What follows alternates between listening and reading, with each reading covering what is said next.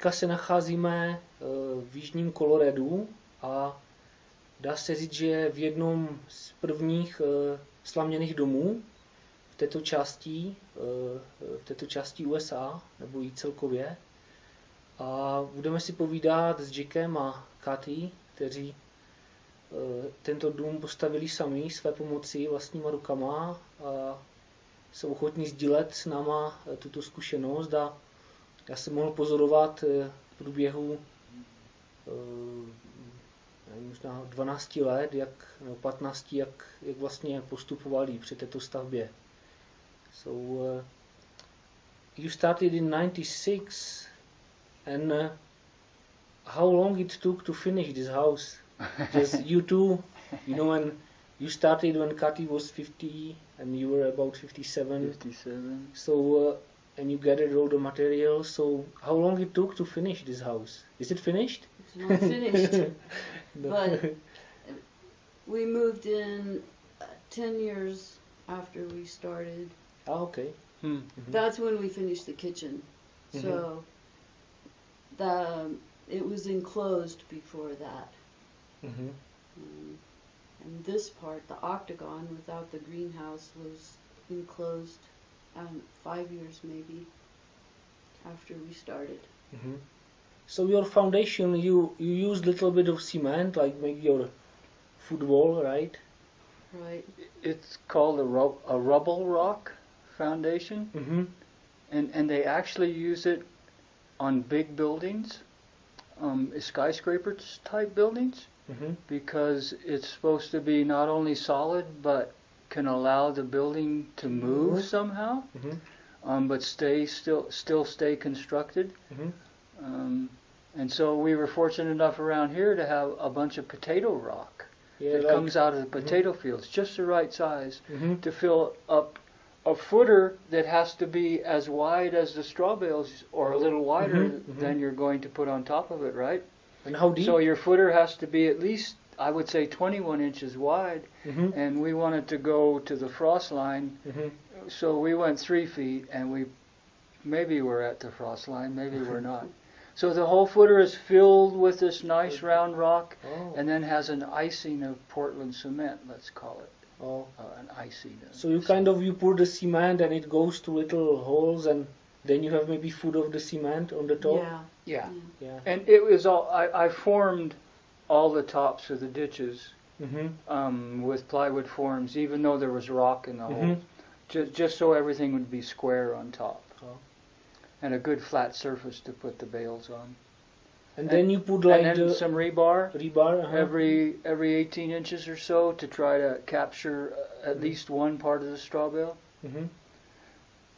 And this kind you build, it's called beam and post? Post and beam. Post and beam, so whole structure holding this up is the wood, just the rounded trees and the posts. And you put like the linseed oil on it, right? And then to hold actually the straw bale, you use some spikes, or how it holds together, all the straw bale? The first layer was put down. The first layer of straw bales was put down over rebars in the foundation. But then, as we progressed up the wall, I didn't like the idea of rebar because I realized how it just made a hole in the straw bales. You could wiggle it loose and it didn't hold anything, or didn't seem to. So we had all this river cane, which is like bamboo. And we used that to pin through several layers of bales to hold the wall, to give it structure from tipping sideways. And the bamboo, let's call it, is so good because it has a lot of friction. Once it went through this bale you were working on and the next bale below it, you could hardly pull it back out. Had so much friction. Wow. And if you went through 3 bales, if you went through 3 courses, you couldn't pull it back out. But you couldn't push it in either. You had to hammer it in. Yeah, that's awesome. And you use the nature plant, and then you don't have to worry about the water on the metal. Right. And no metal in your walls. Yeah, that's awesome. For whatever that effect is. Well, it's easy when we cut a hole for the doorway. You know, we could Oh just yeah. cut through everything with a saw. Yeah, No no worry rebar about. to worry about.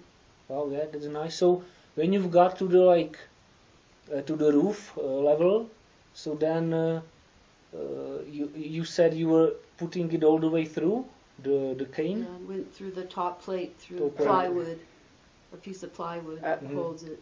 And so there's shorter pieces until you get all the way up to the top.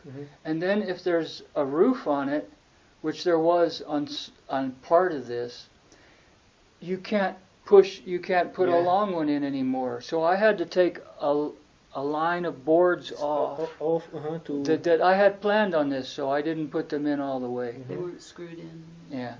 They were over the periphery of where the straw bales were. So from the top, I attempted to put as long a piece of bamboo in as I could get. Hopefully it would go from top to bottom. And many of them are, but many of them shot out the side. And so that's okay. Just leave it. Just cut it off. Just cut it off because it's already been pinned all the way up anyway. This was just more security from the top.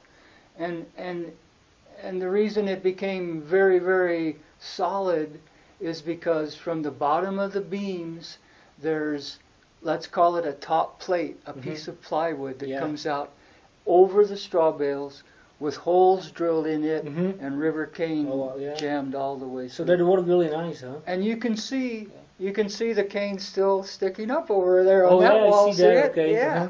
Yeah. So you would do it again the same way? Yeah. So I wouldn't use rebar. I feel this is really secure. I mean, we've had some pretty tremendous winds before the structure was finished, and it never moved at all, as far as I remember.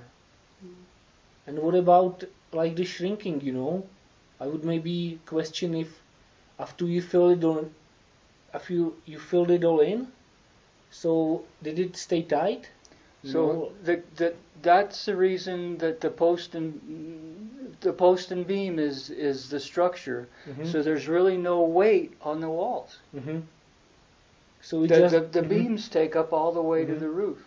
The only weight on the walls is each successive straw bale on top of it. And then at the end, there was a gap. We couldn't put a whole straw bale in, but we shoved as much straw up in there as possible to get it as tight as possible. And before we plastered, and there was never any shrinkage, as far as I could tell.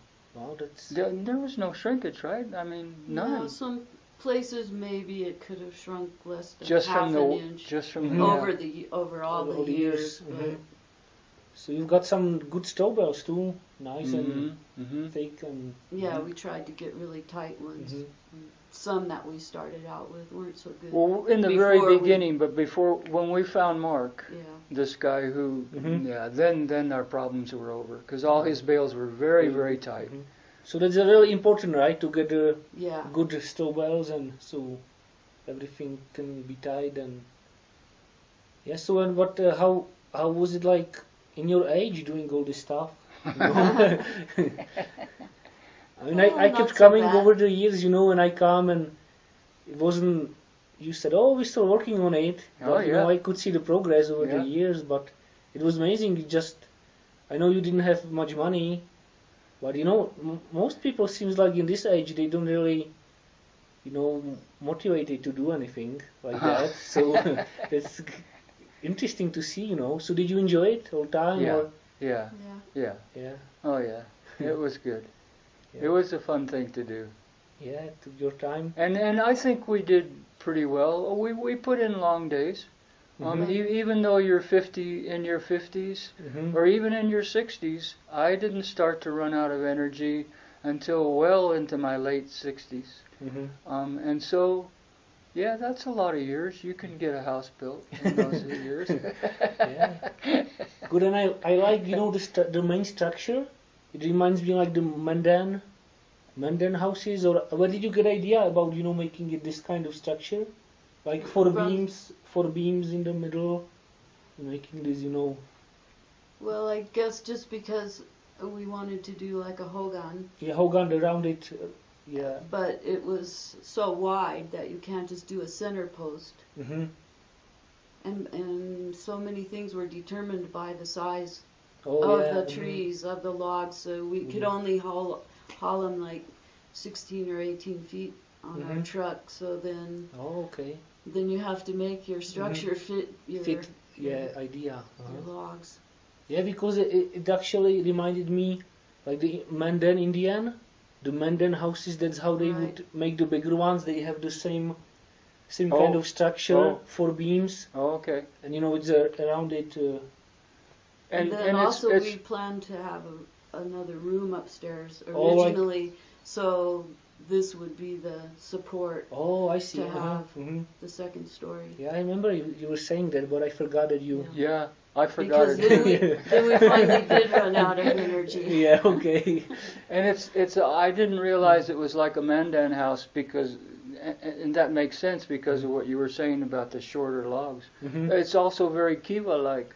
You know, it's round but has the center section that's square where the actual ceremony should take place. You know? Yeah, I like it. That's we should explain. Is it really connected to some native people kind of buildings and ideas? The square center, the square inside of a round, which is very mandala-like also. The Tibetans and their mandalas are always round with the palace, the square palace in the center, the Buddha's seat. Wow. But I should mention that when you put a square inside of an octagon and start laying out vigas, every notch you make in both ends of that viga is different from the notch you made before. Different angles. Different angles. Yeah. So it's a very adds on work. It added just some. Oh boy, I got to remember to do that, because. But it actually probably made it more interesting in a way. And I really like your how we call it, the sunroom, yeah. Yeah, the sunroom, because you're growing there like bananas and all kinds of things, and it really works in this climate when you have all the sun, and it's a south facing, right? Yeah, that makes it really nice. Provides a lot of heat. Yeah. So in winter actually the walls accumulates the heat, and so we have a good experience with that, like using the sun accumulating in the straw bale, and yeah, that works really well. It doesn't accumulate so much in the straw bale. The adobe, the more plaster, the more mud you have. Or if you have like our mud floors, yeah, then they absorb the heat and hold the heat. And you've got a solar, so your whole house runs on a solar, right? Right. Solar energy. So that's you don't need anything from the outside world, kind of. Food. Yeah. Well, you have bananas growing up there. And they were really good too. Yeah. Also, I think, thank you for this sharing the experience, and I think we should make one more video, like to talk about the finish coating and stuff like that. Okay. Yeah. So that'd be, so I think we will see Jack and Kathy in another video. Yeah.